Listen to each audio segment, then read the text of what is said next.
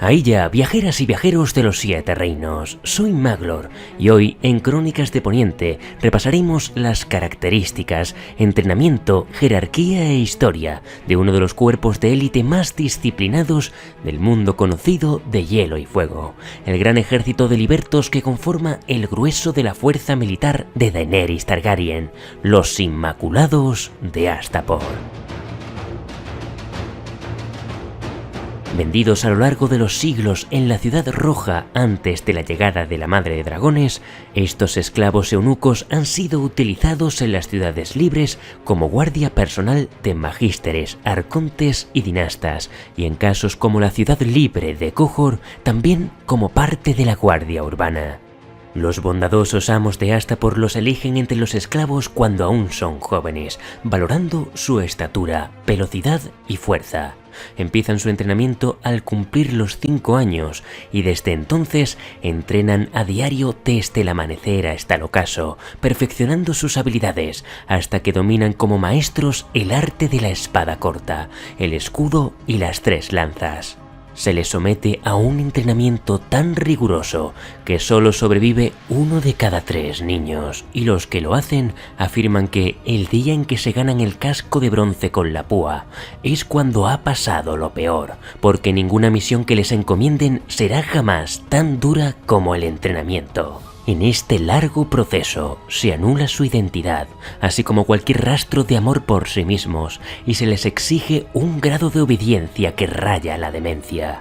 Puede que haya otros hombres más fuertes, más rápidos o más corpulentos que los Inmaculados. Incluso los hay tan hábiles como ellos en el uso de la espada, la lanza y el escudo. Pero en ningún lugar de los mares se encontrarán esclavos más obedientes. Como parte de su entrenamiento, además, se les cortan los testículos y el miembro. En Yunkai y Meereen dejan el miembro los niños eunucos, pero en Astapor consideran que en este estado aún pueden tener erecciones, y esto puede causar problemas. Por tanto, los bondadosos amos los dejan sin nada, considerando a sus Inmaculados las personas más puras que hay sobre la tierra, y se ríen de los votos de castidad de las organizaciones juramentadas de Poniente. Al cortarle sus partes, se les obliga a lanzar su órgano viril ante el altar de su diosa, la señora de las lanzas, la novia de la batalla, la madre de los ejércitos. Una diosa que tiene muchos nombres, pero a los Inmaculados no se les permite hablar de ella con nadie, y su verdadero nombre solo les pertenece a ellos. Ese mismo día, el día de su castración, los bondadosos amos entregan a cada niño un cachorrito. Al final del primer año se le exige que lo estrangule, y a los que no pueden hacerlo, los matan y los echan de comer a los perros que queden vivos. Para anular su identidad como individuos, se les prohíbe tener un nombre.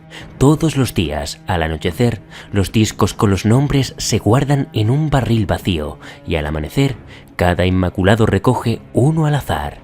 Nombres tales como pulga roja, rata negra, sapo azul o gusano gris. Una forma de recordarles que, por sí mismos, no son más que sabandijas. Recordar su nombre cada día forma parte de su entrenamiento, y si no lo consiguen, igualmente son asesinados. Lo mismo sucede a aquellos que no pueden correr todo el día con una pesada carga, escalar una montaña en medio de la noche, caminar sobre un puñado de brasas al rojo vivo, o matar a un bebé. Y es que, para ganarse el casco de bronce con la púa, un Inmaculado tiene que ir al mercado de esclavos con un marco de plata, buscar a un recién nacido berreante y matarlo delante de su madre. Una forma de asegurarse de que no les queda rastro alguno de debilidad. Por supuesto, el marco de plata no es para la madre del niño, sino para el dueño del bebé. Antes, los bondadosos amos los vendían en grupos de 10 como guardia personal de hombres adinerados de las ciudades libres, pero han comprobado que con el tiempo esto ha sido un error.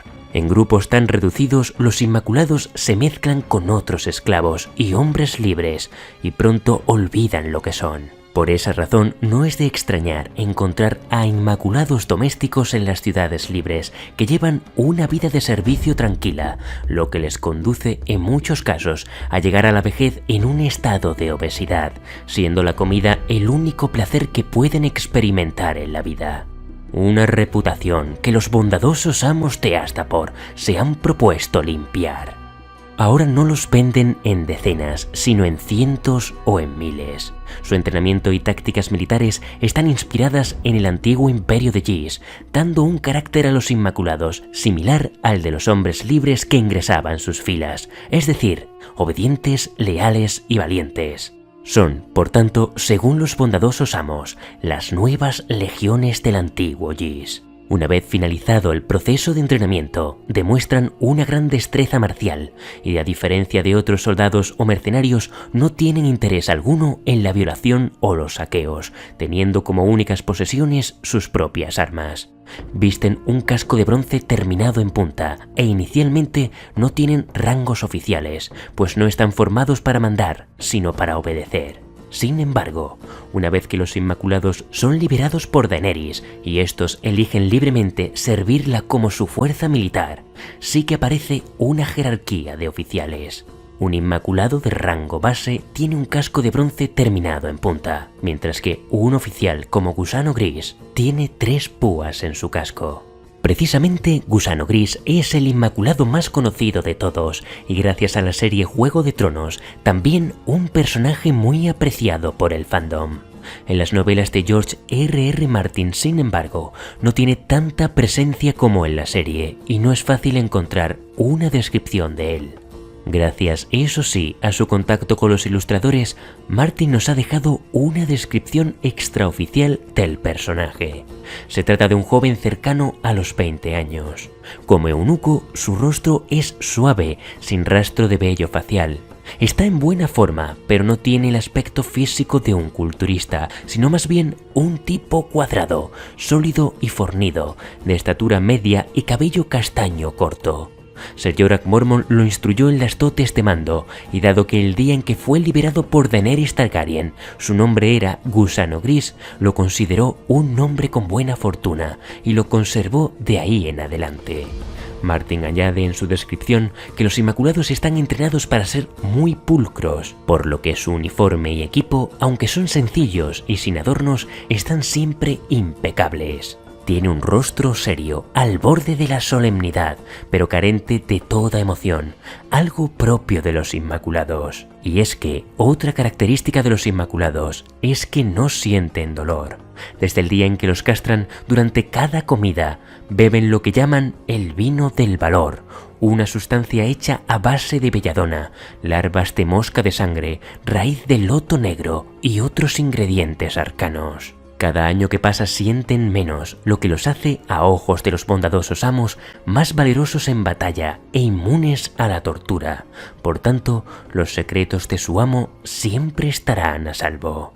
En cuanto a su origen, desconocemos en qué momento empezaron a entrenarse Inmaculados en Astapor. Como hemos dicho antes, se inspiran en las legiones del antiguo imperio de Ys, y este cayó a manos del feudo franco de Valiria 5000 años antes de los sucesos de Juego de Tronos.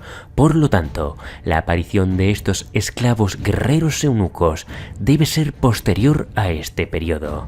En cuanto a su participación en los grandes acontecimientos históricos, destaca el papel que jugaron en la ciudad de Qohor durante el siglo sangriento. Inmaculados que pasarían a ser conocidos como los 3000 de Qohor. Sucedió hace 400 años, cuando los Dothrakis cabalgaron por primera vez hacia el este, saqueando y quemando toda aldea o ciudad que hallaron en su camino. El cal que los guiaba se llamaba Temo. Llegaba con un calasar de 25.000 hombres tras él, y la mitad de ellos eran guerreros con trenzas llenas de campanillas.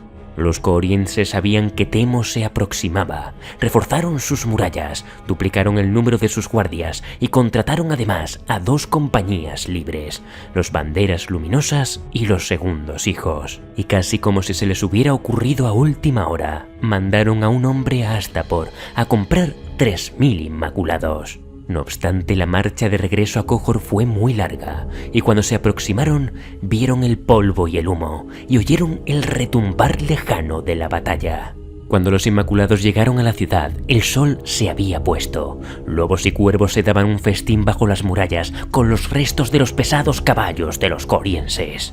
Los banderas luminosas y los segundos hijos habían huido, como hacen habitualmente los mercenarios cuando se enfrentan a situaciones desesperadas. Al caer la noche, los Dothrakis se retiraron a su campamento para beber, comer y festejar, pues ninguno albergaba dudas de que por la mañana retornarían para destrozar las puertas de la ciudad, asaltar las murallas y violar, saquear y esclavizar a quienes quisieran.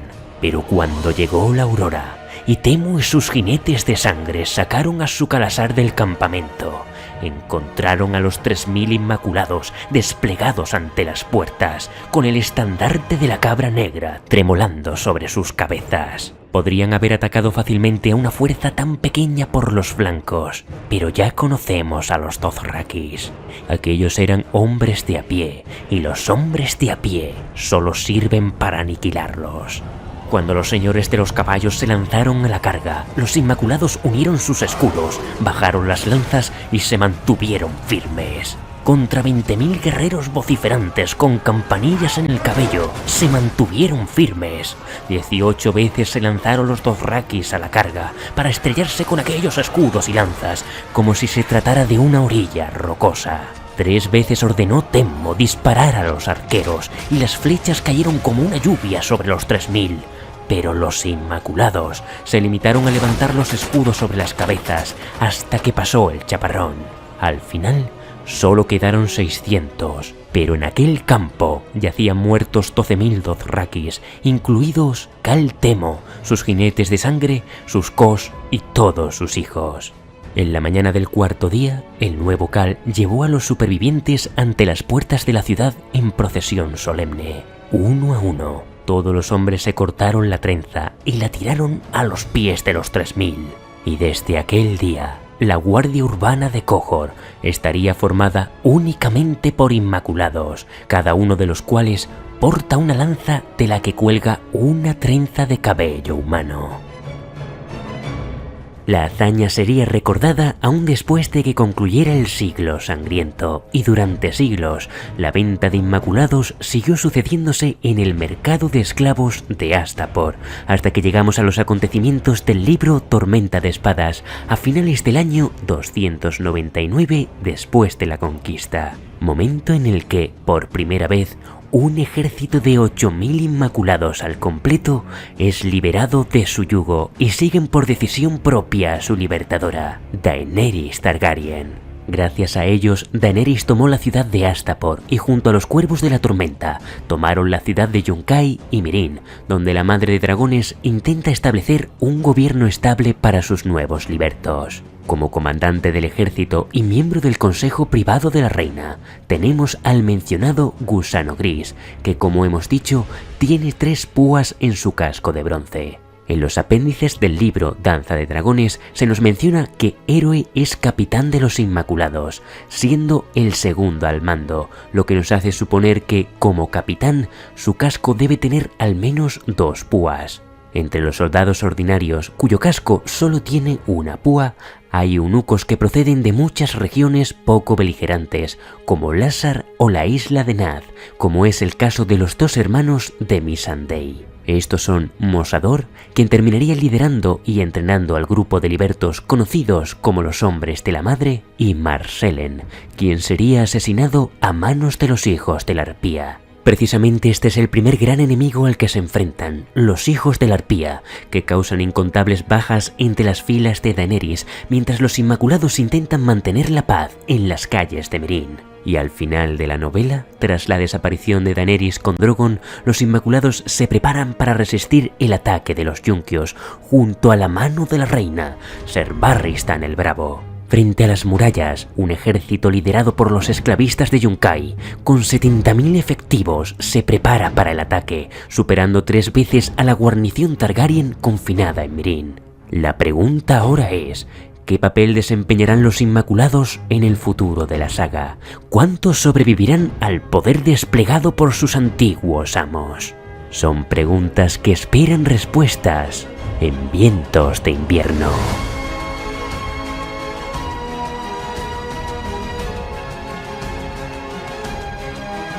Y hasta aquí todo lo que sabemos por ahora sobre los Inmaculados.